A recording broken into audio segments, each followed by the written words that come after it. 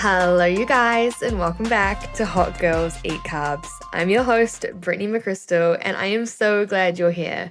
Whether you're listening while you're out on your walk, driving to work, cleaning your kitchen, or lying in bed scrolling and overthinking your life, this space is just for you. This is your cozy corner of the internet where we chat all things health, wellness, and sustainable weight loss. Before we get into today's episode, do me a little favor and rate, and share this podcast, please. It helps more girls find the space, and it genuinely means the world to me if you have been enjoying it. Honestly, you have no idea how much it helps this little podcast grow. I hope wherever you are listening from today, you are getting to spend this time with the people that you love, whether that's family, friends, or even just really pouring into yourself this Christmas, because all of it counts. I feel like every single year around this time, something happens collectively where everyone suddenly starts spiraling around food, calories, overeating, weight gain, and feeling like they're going to undo all of their progress in a few days. And I just gently want to stop you right there, because this is not the Christmas for that girl. This is not the Christmas. This Christmas, I want you to be kind to yourself, and I want you to soften. I want you to allow yourself to enjoy food in all of its forms. If you love it, eat it. If it brings you joy, have it. There are so many days ahead of you to walk towards your goals in 2026, and Christmas is not the time for you to be micromanaging your plate or feeling guilty for enjoying moments that only come once a year. Remember that food is not the enemy. Enjoyment is not failure, and one day or even 1 week of eating differently does not define or erase your progress.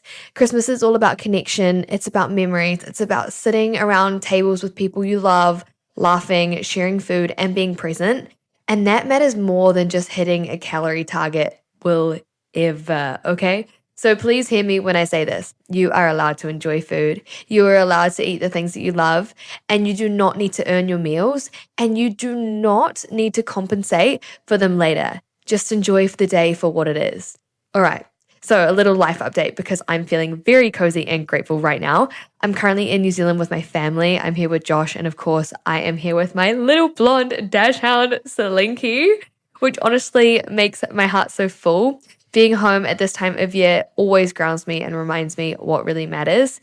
And I just wanted to share this message with you because I know how loud the noise can get around Christmas, but you don't need to bite into it. Be kind to yourself, enjoy the food, enjoy the moments. You've got plenty of time to chase your goals. Today is for living. So we're only in New Zealand for a week, so it's been really special catching up with a bunch of my friends while we're at home, which has honestly been so nice. It feels really grounding in the best way. And then after this, we're heading back to Melbourne and keeping New Year's really low-key this year. I think we're just going to go to a friend's restaurant on New Year's night. And aside from that, we've got absolutely nothing planned. And to be honest, I kind of love that. There is something about not overdoing it and not forcing big plans and just giving yourself a really time to reset. And I feel like this year, more than ever, I really want to lock in for 2026 and start it feeling calm, clear, and intentional rather than burnt out or hungover or already behind. And that is what leads us into today's episode. Because before you know it, the new year will be here.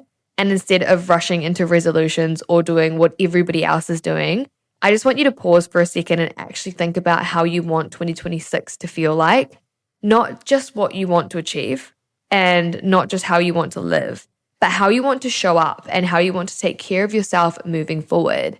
So today we are talking about goals for 2026 and how to write them in a way that actually makes sense for your life. And more importantly, how to stick to them without burning out or giving up halfway through. So I want you to take this one in, let it sit with you, and really start thinking about the version of you you're going to be stepping into next year. And if you want to pause me right now and go and grab your diary, go and grab some notes and a pen so you can jot down some notes for this episode, I think it will be really, really helpful.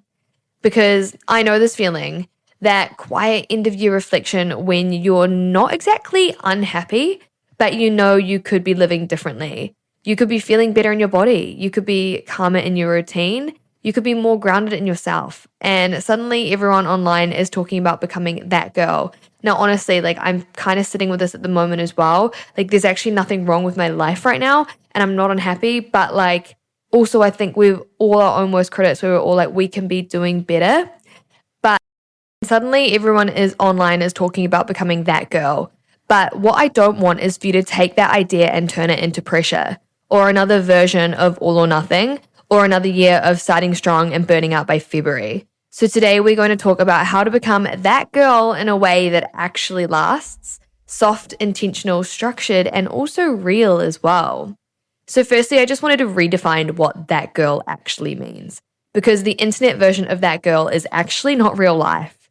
She wakes up early every day, she journals, she meditates, she trains, she eats perfectly, she never misses a habit, her house is always clean, her skin is glowing, she has no stress and unlimited discipline. But unfortunately, that is not a person. That is a Pinterest board. That version of that girl I want you to become is different. She knows how to look after herself even when life is busy. She doesn't need motivation because she has routines that support her. She eats well most of the time and enjoys her life without guilt. She trains because it makes her feel strong and capable. She trusts herself to follow through. She's not perfect, but she is consistent. And that is a skill you can build. Step 1. Stop setting fantasy goals. This is where most people go wrong before the end of year has even started. They set goals based on who they think they should be, not who they actually are right now. So I want you to be honest with yourself. If you have never worked out 5 days a week, that does not need to be your goal. If meal prep has never lasted more than 3 days, that does not need to be your goal. If your life is chaotic, stressful, unpredictable, that needs to be taken into account. Your goals should stretch you, but they should not require you to become a completely different person overnight. Instead of I will train every single day, try I will move my body 4 times a week in ways that I enjoy. Instead of I will eat perfectly, try I will prioritize protein and balanced meals most days. Instead of I am changing everything, try I am committing to a few habits that I can actually maintain. This is not lowering your standards. This is setting yourself up to win. Step 2. Shift from outcome goals to identity goals. Outcome goals are fine, wanting to lose weight, wanting to feel confident, and wanting to improve your health. But outcome goals do not guide your daily decisions. So I want you to ask yourself, who do I want to be in 2026? Not what do I want to look like? Who do I want to show up as? For example, I am somebody who takes care of my body even when life is busy. I am someone who plans ahead so I'm not constantly stressed about food. I am someone who moves consistently instead of sporadically. I am somebody who follows through on one promise I make to myself. When you anchor your goals to identify, your actions will start to align naturally. You stop asking yourself, what should I do today? You start asking yourself, what would the version of me I am becoming do here? And that is so powerful. Now, step 3, make your habits boring and repeatable. This is where people get bored and quit, but boring is where results live. You don't need new workouts every week. You don't need new recipes every day. You don't need to consistently change your plan. The most successful people I coach eat very similar meals on rotation. They have go-to breakfasts, simple lunches, and a handful of dinners they know that they love. They train in a way that fits their life. They walk, they lift, they move. Nothing extreme and nothing chaotic. It's not laziness, it's just consistency. Boring habits remove decision fatigue. They make showing up easier. They free up mental space for the rest of your life. Step 4, build systems instead of relying on motivation. Motivation will leave you every single time. Systems are what carry you through the weeks when you are tired, stressed, emotional, or busy. If you want to train consistently, schedule your workouts like appointments.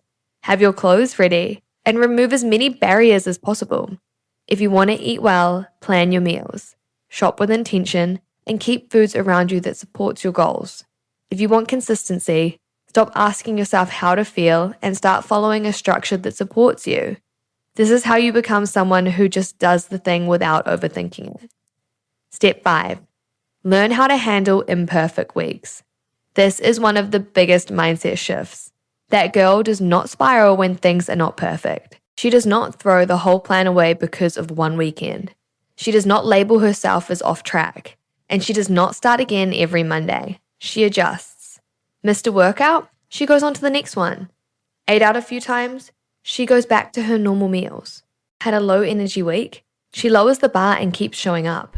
This is how long-term consistency is built. by staying in the game. Step 6, set goals in seasons, not forever. Instead of thinking, this is my life forever now, think, this is my focus for the next 8 to 12 weeks. Shorter time frames feel safer, more manageable, and less overwhelming. You can reassess and you can refine. You can change direction. Growth is not linear and it does not need to be rigid. Step 7, environment matters more than willpower. If your environment does not support your goals, you will constantly feel like you are fighting yourself. Look at your kitchen, your schedule, your social habits, your routines. Make small changes that make the healthy choice the easy choice. This is how discipline becomes effortless over time. Step 8, do not do this alone. Most people do not fail because they're lazy. They fail because they're overwhelmed, confused, or trying to figure everything out by themselves. Support changes everything. Structure changes everything. And accountability changes everything. And if you are listening to this and thinking, I want this version of me, but I don't know how to build it, this is literally what I help my girls with. You do not need more willpower. You need a plan that fits your life. My one-on-one coaching spots are open and the link is in my bio. So if you do want some help, then you can fill out the form and we will chat through your goals like friends and build something sustainable together. Now, this is your final reminder that you do not need a new year to become her, and you do not need perfection. You do not need to change everything overnight. You just need to start showing up differently, one habit at a time, one choice at a time. And if 2026 is the year you stop waiting and start backing yourself, I am so excited for you. So have a very Merry Christmas and I will see you in the next episode.